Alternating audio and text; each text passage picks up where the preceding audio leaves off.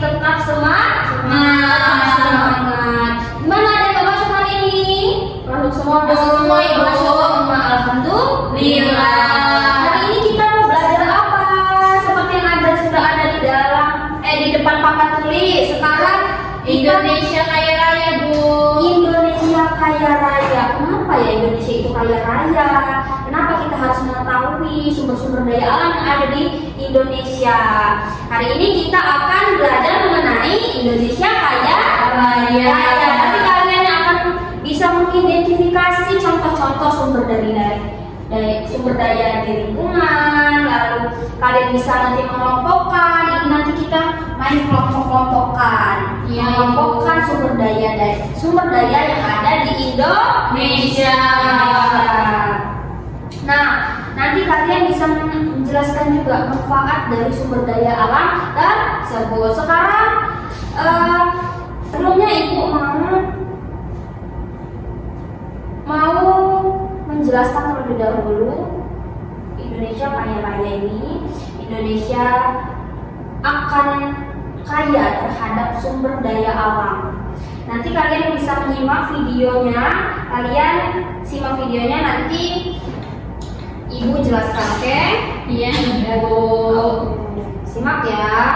Siap, Bu. Indonesia kaya alamnya. Kenapa ya Indonesia kaya alamnya? Karena selain memiliki sumber daya alam hayati, negara kita juga memiliki sumber daya alam hayati loh teman-teman.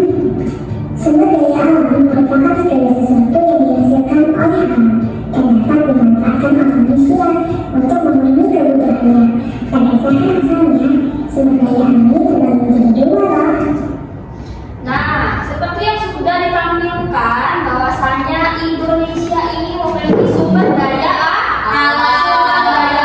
Di mana sumber daya alam itu memiliki dua. Ada sumber daya alam apa? Hayati dan hayati. Sumber daya alam hayati dan non hayati. Nah, jadi sumber daya alam itu sangat penting di kehidupan kita ya anak-anak. Kenapa? Karena sumber daya alam itu sangat berpengaruh dalam hidup kita. Nanti kita jelaskan, nanti ada videonya lagi. Iya, Ibu. Jadi menjadi dua. Apa saja ya sumber daya alam itu? Enggak ya? Yang pertama ada sumber daya alam hayati. Nah, yang pertama itu ada sumber daya alam Biasa disebut dengan biotis. Sumber daya alam hayati itu biasa disebut dengan sumber daya Biotis. Apa saja Ibu? Apa sih sumber daya alam hayati? Apa sumber daya alam non hayati? Kita jelaskan, Ibu jelaskan dulu. Bahwasanya sumber daya alam hayati ini adalah sumber daya yang berasal dari makhluk hidup. Makhluk hidup contohnya apa saja coba?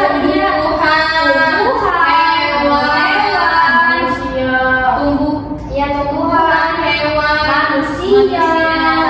Itu adalah salah satu sumber daya hayati atau biotik, karena dia itu adalah satu makhluk hidup. Itu yang dimaksud dengan sumber daya alam hayati. Coba apa tadi sumber daya alam hayati? Adalah sumber yang berasal dari tumbuhan, hewan, manusia. Iya, dari makhluk hidup ya. Selanjutnya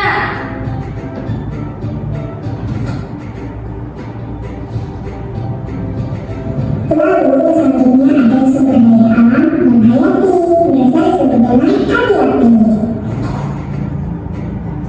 Nah, sekarang ada sumber abiotik. Sumber abiotik ini adalah sumber yang berasal dari benda mati. Contohnya apa ya?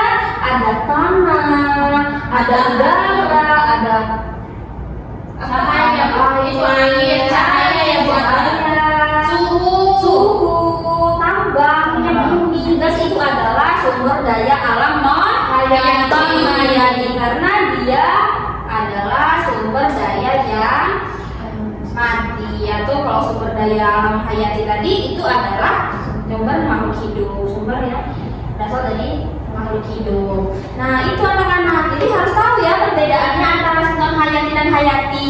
Tahu? Tahu. Sudah paham pastinya. sudah dijelaskan. Lanjut. Sumber daya yang dapat diperbarui. Contohnya seperti di atas. Oh. Nah, sumber daya non hayati ini sumber daya non hayati ya. Sumber daya non hayati ini adalah sumber daya yang tidak dapat diperbaharui. Yang tidak dapat diperbaharui. Sedangkan sumber daya alam hayati itu sumber daya yang dapat Diperbarui. Itu perbedaannya, bahwasanya sumber daya alam non hayati tidak dapat diperbaharui, sumber daya hayati dapat diperbaharui. Begitu. Selanjutnya, ada dampak pengambilan dari sumber daya dan upaya pelestariannya. Yang pertama, mengerti hutan gundul.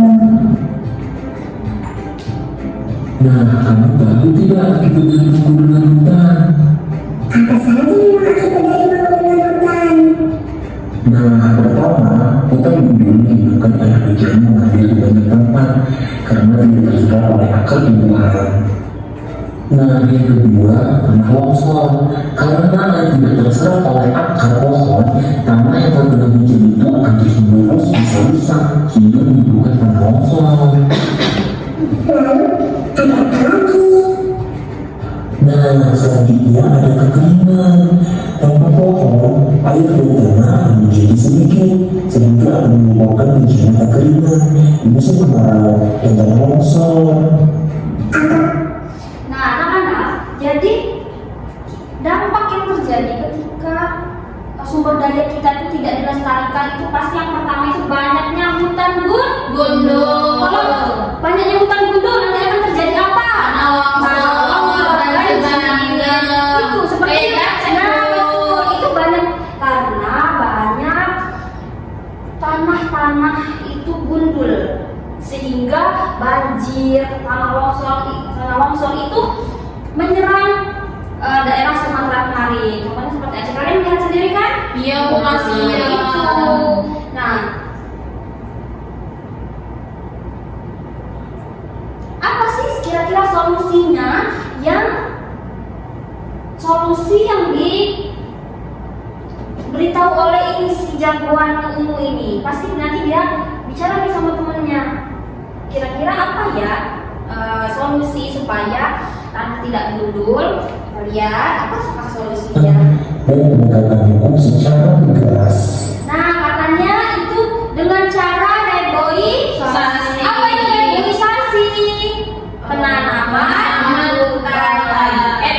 pohon-pohon di hutan. Iya, menanamkan kembali pohon-pohon di hutan supaya pohon-pohon itu di hutan akan tumbuh supaya tidak mengakibatkan banjir. Jadi itu anak-anak, pentingnya kita menjaga pelestarian sumber daya alam maupun abiotik, biotik gitu. Nah, seperti tadi sudah dijelaskan, kenapa kita ini harus bergantung kepada sumber daya.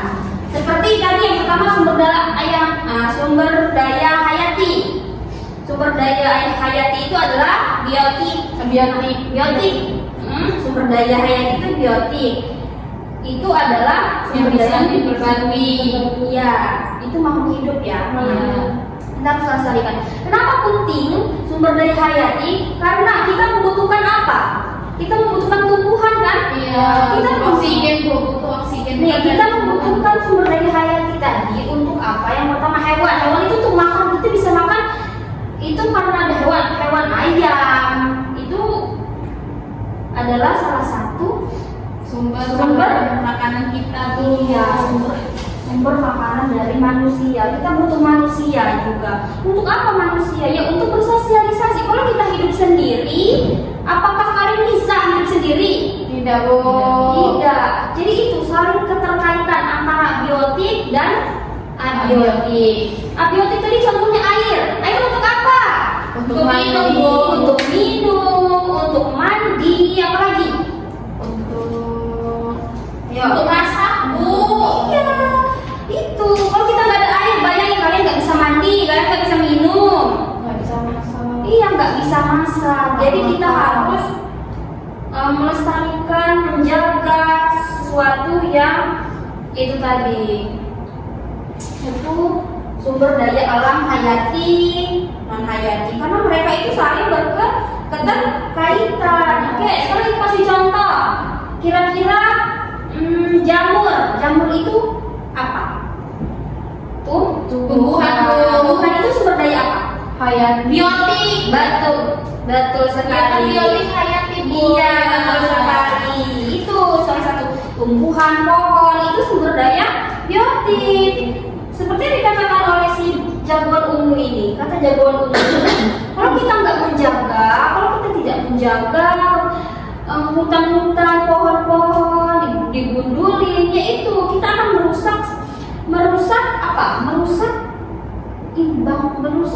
daerah kita Indonesia. Begitu.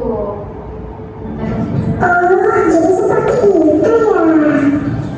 Nah, tidak hanya itu, ada juga rusaknya hutan bakau. Hutan bakau berfungsi untuk menahan gelombang air laut dan sebagai tempat hidup berbagai hewan dan Tidak hanya itu katanya, ada juga rusaknya hutan bakau. Hutan bakau ini berfungsi untuk menahan gelombang air laut. Nah, kalau hutan bakau ini digundulin, dihabiskan pohon-pohonnya, gelombang air itu pasti Akan naik, Bu. iya akan naik. Dia akan Bisa tsunami, Bu. bisa tsunami, Bisa banjir bandang. Kenapa ya kira-kira orang-orang melakukan Pengundulan ya? Kenapa? Yang tahu nggak? Ya karena dia orang memanfaatkan kayunya, Bu. Tidak melihat ke depannya. Betul, seharusnya kalau mau seperti itu harus dijaga dengan baik, ditanami kembali, jangan digundul-gundulin aja, Iya, ya. Bu. Ya. Lalu, apa kira-kira rusaknya hutan bakau? kerusakan bakau akan mengakibatkan pengecasan pantai yang mengakibatkan longsor, erosi pantai dan banjir. Nah, selanjutnya yang ketiga, lingkungan yang rusak akibat pertambangan. Pertambangan adalah usaha pengambilan sumber daya alam yang biasanya berada di perut bumi. Beberapa dampak dari kegiatan ini adalah yang pertama, kerusakan hutan di daerah tambang. Lalu yang kedua, pencemaran udara akibat timbulnya asap. Yang ketiga, pencemaran air dan tanah akibat limbah buangan tambang. Upayanya apa ya untuk pelestariannya? Nah, upaya pelestariannya yaitu pengolahan limbah tambang dengan baik dan perbaikan lingkungan setelah kegiatan pertambangan selesai. Oke anak-anak, jadi sumber daya alam ini itu ada sumber daya alam yang dapat diperbarui dan tidak diperbarui. Contohnya tidak dapat diperbarui itu adalah ini tadi, tambang, minyak gas, minyak bumi itu adalah salah satu contoh sumber daya alam yang tidak dapat diperbarui. Sehingga kita harus menjaganya. Kenapa? Bu, kenapa sih maksudnya tidak dapat diperbarui itu? Kenapa, Bu? Seperti apa sih? Karena sumber daya ini itu Lama, Bu, iya, prosesnya. lama. Itu lama dia prosesnya, sehingga kita harus bijaksana di dalam menjaga kelestarian sumber daya alam tersebut ya anak-anak. Nanti ketika kalian sudah besar, sudah tahu, sudah mengerti, dari sekarang kita menjaga kelestarian di negara kita. Jadi harus bijaksana, begitu. Nah, sumber daya yang bisa diperbarui yang ada di sekitar kita untuk apa kegunaannya? Kalau bisa diperbarui, Bu. Ya, kegunaannya yang diperbarui tadi apa? Yang bisa diperbarui? Tumbuhan. Ya. Terus Hewan, manusia, Bu. itu apa? Tadi bisa dijelaskan apa kegunaannya? Kalau tumbuhan itu kalau tumbuhan kan sayur-sayuran, Bu, kita bisa makan. Terus kalau hewan itu sumber makan kita, kayak Kalau hewan tidak ada tumbuhan yang untuk dimakannya, mereka tidak bisa makan kan? ya Jadi kita harus saling menjaga gitu. Harus saling bisa menjaga. Hewan itu makannya makannya tumbuhan. kayak rantai makanan gitu ya, Bu. Iya betul, dalam ekosistem manusia. Iya. pula. Nah, sekarang contoh yang tidak dapat diperbarui seperti emas, tambang, batu bara. Itu apa kegunaannya? Kalau batu bara itu kan kita bisa buat korek gitu Bu. Kalau kita beli itu berasal dari batu bara. Kalau emas itu kalau kita beli perhiasan itu kan dari emas. Terus minyak bumi itu untuk dari bensin Bu. Kita pakai untuk motor, mobil. Jadi sehingga kita itu harus terus yang namanya lagi ditekankan untuk menjaga kelestarian yang ada di bumi. Nah, tadi salah satu cara untuk menjaga pelestarian hutan adalah meningkatkan pengawasan polisi hutan. Nah, sebenarnya kita harus memiliki polisi hutan karena harus dicek. Iya. Itu hutan-hutan itu harus dicek supaya apa? Supaya tidak ada yang menggunduli hutan lagi Bu. Iya, supaya tidak ada yang menggunduli hutan lagi.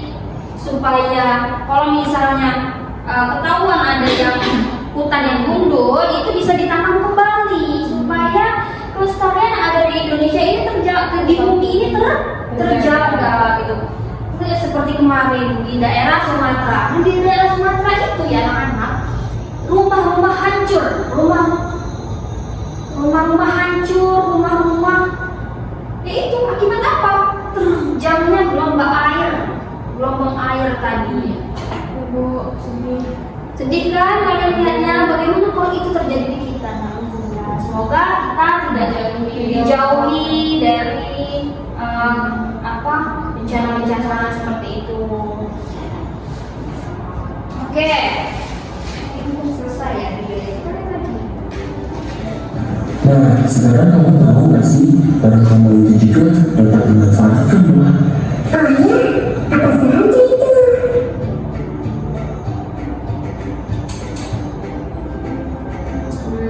Pemanfaatan barang tambah tadi sudah dijelasin, tapi belum semua ya. Itu ada tembaga. Tembaga itu merupakan logam yang kuat namun lunak sehingga mudah dibentuk dan tahan karat Bu. Iya, sering digunakan berbagai komponen peralatan elektronik termasuk kabel. Logam ini juga digunakan sebagai peralatan rumah dan dapur.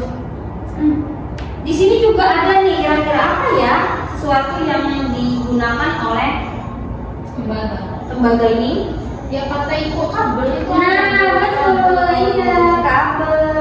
Kalau nggak ada kabel kita hidup, lampunya nggak hidup, ininya nggak hidup. Kita cara pengajarannya gelap gulita dong. Kita nggak bisa ada sound itu, kita nggak bisa melihat lewat layar seperti ini. Kalau nggak ada kabel-kabel kita nggak bisa kipasan panas gitu. Jadi beruntunglah kalian hidup di zaman sekarang. Kalau zaman dulu itu cuma pakai apa? Lilin sama yang kayak bukan obor, minyak. Ya obor juga, zaman dulu pakai obor juga kita. Mau kemana-mana. Sekarang kan udah pakai baterai. Sekarang udah pakai baterai. Terus minyak bumi tadi sudah dijelaskan. Minyak bumi itu solar itu untuk apa? Untuk bensin. Aluminium itu apa Bu? Aluminium ini bisa digunakan buat panci, wajan. Nah itu fungsinya dari aluminium. Berarti kalau di rumah itu nanti ditanya sama ibu tahu nggak ini terbuat dari apa panci? Nanti kalian bilang, kalau ibunya apa emang dari aluminium Bu. Hari ini aku belajar bahasa panci. Panci itu terbuat dari apa? Dari aluminium. Terus ada besi, banyak sekali besi-besi. Ini besi mana ya besi? Pokoknya banyak besi. Bangunan kita menggunakan apa? Menggunakan besi.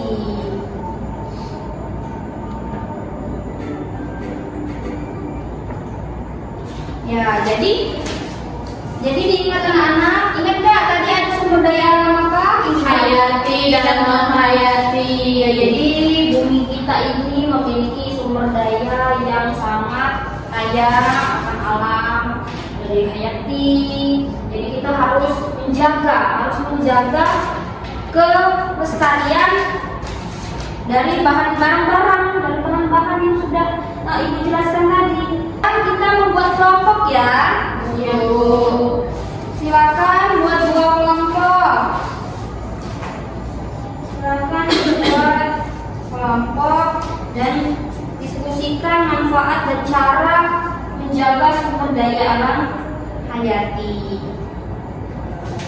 Nanti setelah ini kita mengklasifikasikan, mengelompokkan.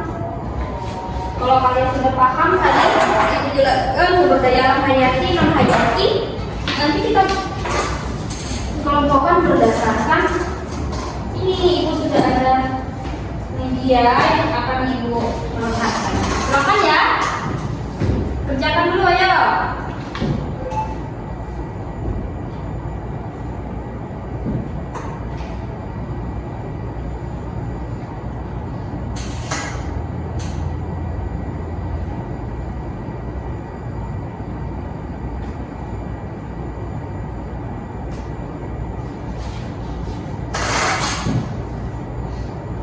Oke, bagaimana? Apakah sulit? Ini beda ya setiap kelompoknya. Oh iya Bu, kenapa beda-beda Bu? Gak apa-apa, biar Ibu mau melatih kalian, biar walaupun ini kalian gak sama. Oke. Ingat, sumber daya alam non hayati itu tambah seperti gambar itu jelasin tadi. Itu ya tidak dapat diperbaharui. Kalau hayati itu seperti tumbuhan, hewan, itu makhluk hidup. Itu salah satu sumber daya alam hayati atau biasa disebut dengan biotik.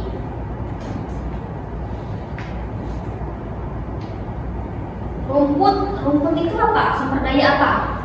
Hayati Bu. Ya, karena tumbuhan.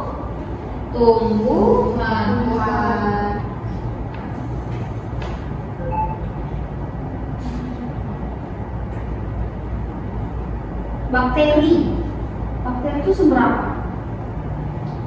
Ini hayati Bu. Ya, karena bakteri itu adalah hidup ya. Iya, Bakteri itu hidup di dalam tubuh kita. Bakteri itu ada yang baik dan ada yang buruk. Ada bakteri baik, ada bakteri buruk. Jadi nggak semua bakteri itu buruk ya anak-anak.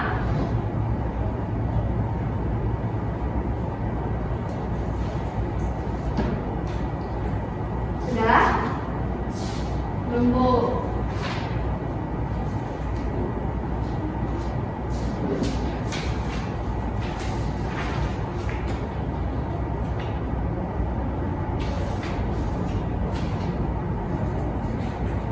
Kalau sudah, nanti silakan perwakilan maju ke depan untuk mempresentasikan hasil. Sudah Bu.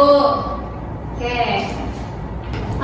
Di sini saya akan mempresentasikan hasil diskusi kelompok 1. Yang pertama itu, apa yang dimaksud dengan sumber daya alam hayati? Sumber daya alam hayati itu adalah sumber daya yang bisa diperbarui. Betul nggak teman-teman? Betul. Terus Soal yang kedua, sebutkan 3 contoh sumber daya alam hayati. Tumbuhan, hewan, manusia. itu adalah sumber Alam hayati, Bu. Betul. Terus Soal yang ketiga, apa yang dimaksud sumber daya alam non hayati? Sumber daya alam non hayati adalah sumber daya yang tidak bisa diperbarui. Yang tidak bisa diperbarui itu kemungkinan lama diperbaruinya, Bu. Soal yang keempat, sebutkan 3 contoh sumber daya non hayati seperti batu bara, minyak bumi, emas, Bu. Kayak suhu, cahaya itu tidak bisa diperbarui. jadi kita harus melestarikannya, Nya, menjaganya. Soal yang kelima, apa perbedaan sumber daya alam hayati dan sumber daya alam non hayati? Sumber daya alam hayati itu bisa diperbarui, sedangkan sumber daya non hayati tidak bisa diperbarui, Bu. Iya betul. Sudah Bu. Oke, tepuk tangan untuk kelompok 1. Lanjut kelompok 2, silakan perwakilannya maju ke depan. Ini perwakilan dari kelompok 2. Soalnya mengapa penting menjaga kelestarian sumber daya alam hayati? Karena kita itu sangat membutuhkan, yang apa yang dijelaskan tadi itu kita saling berkaitan ya, Bu ya. Jadi kita saling membutuhkan seperti air, tumbuhan seperti itu. Jadi kita harus menjaga kelestarian tersebut.